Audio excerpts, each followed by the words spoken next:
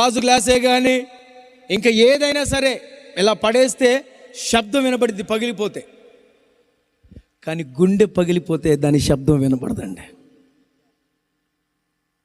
నా తల్లులారా, నా స్నేహితులారా, నా సహోదరి సహోదరులారా, నీ గుండె పగిలిన శబ్దాన్ని నా పరలోకపు తండ్రి విన్నాడండి. అయ్యండి, ఆ కుర్చీలో ఉన్న వాళ్ళు కొట్టరేంటి, ఒకసారి కొట్టుకుంటూ చప్పట్లు కొట్టుకుంటూ అల్లీలు చెప్పండి. హల్లెలూయా. నేను నిన్ను అడుగుతున్నానండి, ఇంకా ఎంతకాలం సంఘం అనే నావలకు దూరంగా ఉంటావు నీవు?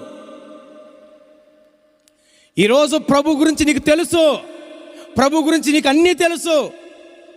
దీవిస్తాడని తెలుసు, హెచ్చిస్తాడని తెలుసు, కొడతాడని తెలుసు, నీకు ఆయన దూరంగా వెళ్ళిపోతాడని తెలుసు. కానీ ఇంకా నీవు దేవునికి దూరంగా ఉంటున్నావు, దేవుని ప్రజలకు దూరంగా ఉంటున్నావు, మందిరానికి దూరంగా ఉంటున్నావు. సంఘములో లేకపోతే, దేవుని నావలో లేకపోతే బయట తుఫాను ఉంది, బయట మరణం ఉంది. కానీ నువ్వు కానీ ఆయన నావలు అనే సంఘంలో చేరగలిగితే, ఒకవేళ అలలు ముంచేయడానికి రావచ్చు, చంపడానికి చావే ఎదురు రావచ్చు, నీ కోసం పరలోకపు తండ్రి దిగి వస్తాడు. కొడా హల్లెలూయా. దిగొచ్చే దేవుడై ఉన్నాడు. ఆమేన్. కొద్ది గట్టి చెప్పొచ్చు కదండి. హల్లెలూయా. ఆయన నీ కోసం దిగొస్తాడు. నువ్వు ఆయన మాట విన్నప్పుడు, వాళ్ళు చెప్పగానే వెంటనే వాడెక్కారండి, వాడెక్కేశారు. ఎప్పుడైతే వాళ్ళు వాడ ఎక్కి ఆ వాడలో వెళ్తున్నారు, అలలన్నీ వాళ్ళని చంపాలని చూస్తే యేసుక్రీస్తు వారు వచ్చి ఆయన చెప్తున్న మాట, నేనున్నాను, నేనే, భయపడకండి, నేను మిమ్మల్ని ధైర్యపరుస్తాను.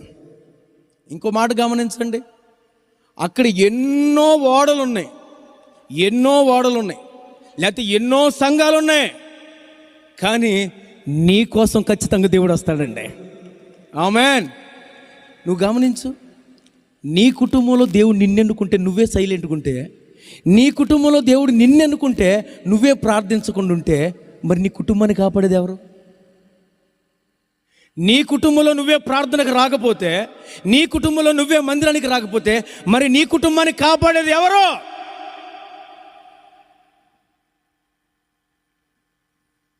నీకు మాట చెప్పనా,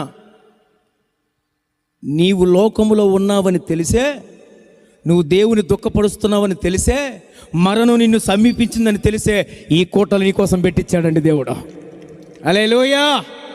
నీకోసం పెట్టించాడు. నిజమండి, నా జీవితాన్ని కూడా దేవుడు అట్లాగే మార్చాడండి.